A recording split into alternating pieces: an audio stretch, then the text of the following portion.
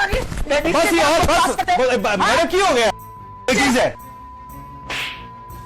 Doctor फिरदौस आशिक Evan साहिबा खबरों की जीनत बनी रहती हैं और रिसेंटली इन्होंने एक पीपल्स पार्टी के एमएनए कादिर मंदू खेल साहब को जावेद चौधरी साहब के प्रोग्राम में एक जोरदार थप्पड़ रसीद किया। इनसे पूछते हैं कि कभी असिस्टेंट कमिश्नर को ये झाड़ पिला देती हैं। आपकी हरकतें ही नहीं है ऐसी वाली, जिस तरह को लगाया उससे पूछते हैं, ये तरीकाकारी नहीं है तुम्हारा। आपने थप्पड़ रसीद किया क्यों? उसने जिस तरह से गंदगी बकी, हर चीज़ पे इंसान कंप्रोमाइज करता है, अपने वालिदैन की मोहब्बत पे नहीं। उनके लिए कोई उंगली उठाए, घटिया ज़बान इस्तेमाल करे, वाहियात गुफ्तगू करे और गालियाँ बके, तो उसकी तो ज़बान मुंह से खींचनी चाहिए। थप्पड़ तो बहुत छोटी कैटेगरी है। क्यों हो गया?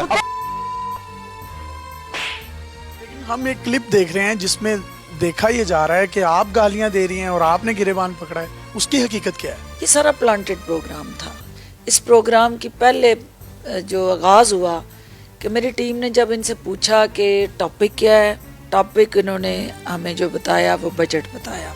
जब हम स्टूडियो पहुंचे तो पहले स्टेप पे ही वो एक कनाली खिलाड़ी जो मैदान में आया, उसकी मनूस शक्ल मैंने देखी।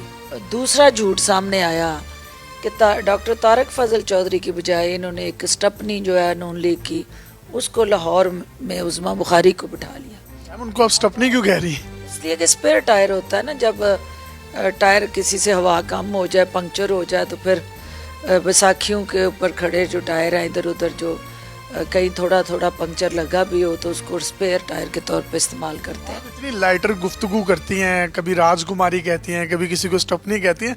मेरा नहीं ख्याल ये आपको जेब देता है कि आप किसी को थप्पड़ मारें। आप प्यार वाला जी हैं। आप तो उनको फूक भी मारती तो वो उड़ जाती। देखिए, भूख मेरी जो है वो उनको जा लगी तो वो दौड़ पड़े। भूख वाला काम तो प्रोग्राम के बाद मैंने करना था। मैंने सुना है आपने कोई पुलिस भी बुलाई थी वहाँ पर। जब उन्होंने बदतमीजी की, वो पूरा सीन मैं क्यों कहती हूँ कि उसको दिखाएं कि वो जो चाय का कप था उसने जिस तरह से वो मेरे कपड़ों पे गिरा, आप पर फेंका उन्होंने? ग्रीन टी मेरे हाथ में कप था, वो कप उसने उंडेला। वो सारी चीजें मैं चाहती हूँ ना कि वो पूरी वीडियो सामने आए कि उस थप्पड़ के पीछे मुहरकात क्या थे। ये प्लांटेड प्रोग्राम था, प्लान प्रोग्राम था। इसके अंदर ये तय किया गया था कि उसको मौका देना है और उसको पता था कि जब वो गलत बात करेगा, जब वो मेरी जात को टारगेट करेगा, गाली बकेगा, तो मैं रिएक्ट करूंगी और वो मेरा रिएक्शन जो है वो दिखाया जाएगा, जो उसका एक्शन है वो उसको छुपाया जाएगा।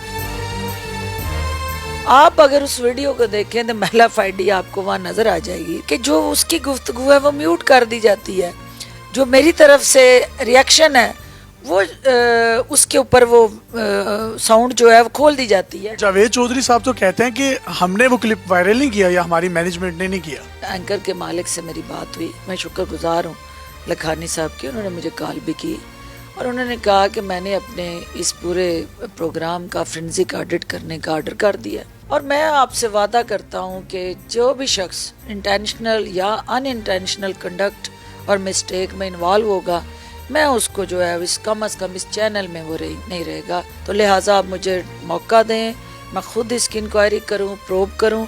मुझे उनकी कमिटमेंट पे यकीन है, मैं वेट करूंगी कि क्योंकि पैमरा ने भी उनको नोटिस दिया, मैंने भी नोटिस दिया, तो हम ये तवक्को करते हैं कि हक पे जो हकीकत के साथ जुड़ा उस वीडियो का पूरा कंटेंट है वो हमारे सामने लाया जाए। उसको क्यों छुपाया जा रहा है? और जब आप चैनल पे बैठ के थर्ड ग्रेड शख्स जिसका ना आगे का पता है ना पीछे का पता है और जो एक क्रिमिनल माइंड सेट है, जो खुद उस वक्त मेंटल डिसओरिएंटेशन का शिकार था, जो मैं 100% कहती हूँ कि नशे की हालत में था, क्योंकि उसका भागना इस बात की निशानदेही करता है कि उसने उस वक्त पी हुई थी, वो होशोवास में नहीं था। लीगल नोटिस में आपने ये बात मेंशन भी की है कि वो नशे में।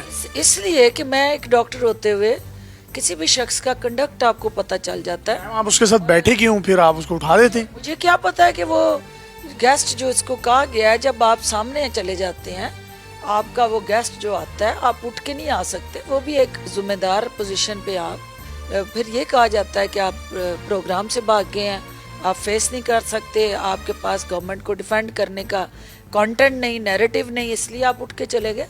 तो वो एक मिसकंडक्ट था प्रोग्राम के प्रोड्यूसर के लेवल पे कि उसने झूठ बोल के गेस्ट कोई बताए, लाया किसी को, फिर उसके बाद ये सारा गेम मैनिपुलेट की और अपनी छोटी सी रेटिंग की ख्वाहिश पूरी करने के लिए ये सारी तमाशबीनी की।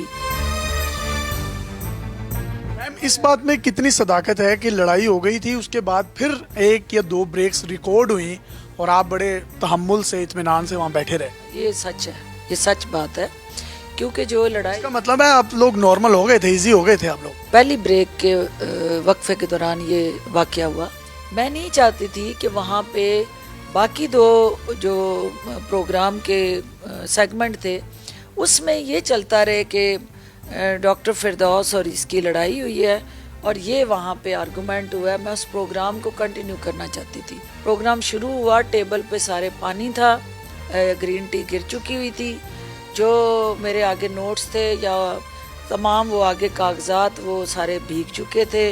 वो सारा हैप्पैज़र्ड जिसको साफ़ किया गया और जो एंकर ने कहा कि नहीं जी प्रोग्राम तो हमें शुरू करने देना। पहले उन्होंने कहा कि हम प्रोग्राम ख़त्म कर रहे हैं, फिर उन्होंने कहा नहीं प्रोग्राम करने दें, तो फिर वो प्रोग्राम हुआ। मैडम, ये कुछ लोग सोशल मीडिया पर एक ट्रेंड चला रहे हैं कि आप औरत कार्ड जो है उसके पीछे छुप रही हैं, इसमें कितनी सदाकत? बात नहीं है।